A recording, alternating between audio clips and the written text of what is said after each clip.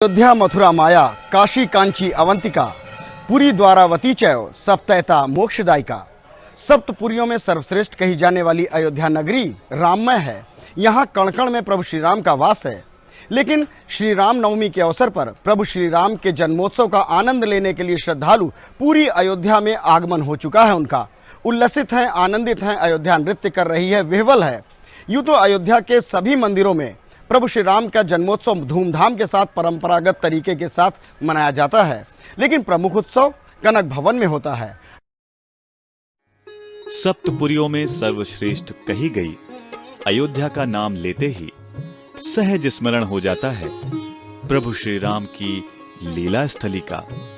वो स्थली जो न केवल मर्यादा पुरुषोत्तम भगवान श्री राम की जन्म स्थली है, बल्कि उनकी लीलाओं की शाश्वत साक्षी भी है। अयोध्या अर्थात जहां कभी युद्ध ना हुआ हो, अपने नाम को सार्थक करती ये नगरी युगों युगों से संपूर्ण मानवता को शांति और मर्यादा का संदेश देती चली आ रही है। सरयू के तट पर बसे मंदिरों के इस नगर में बहती भक्ति, प्रेम और समर्पण की धारा में सभी आनंद से सराबोर हो जाते हैं। यहां लगने वाले मेले और मनाए जाने वाले त्योहार अयोध्या की पहचान है।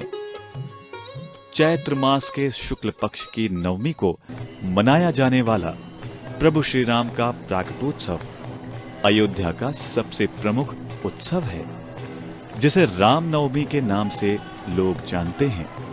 और आज अयोध्या उल्लासित है, आनंदित है, प्रसन्न है। आज एक बार फिर प्रभु श्री राम का जन्म श्री अयोध्या धराधाम पर प्रतीक रूप में होगा। अथर्ववेद में वर्णन है, अष्टचक्रा नवद्वारा देवा नाम पूह अयोध्या तस्याम हिरण्यमः कोशा स्वर्गो ज्योतिषा वृतः। अर्थात देवताओं की पूज्य अयोध्या सर्वलोकों में सर्वश्रेष्ठ है और इसके मध्य में कनक भवन है।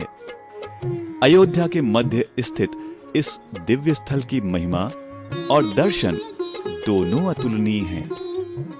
कनक भवन के भीतर रूप और माधुर्य का आह्लाद है।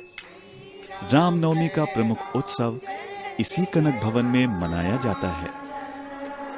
अवधपुरी सम नहीं पुरी, सरयू सम सरि नाही, कनक भवन सम भवन नहीं, सकल भुवन के माही।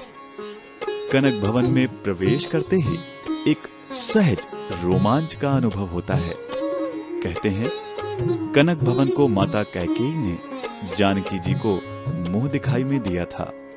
कनक भवन में प्रभु श्री राम और माता जानकी जी के दिव्य विग्रह विराजमान हैं, जिन्हें भक्तजन प्रेमवश युगल सरकार के नाम से पुकारते हैं।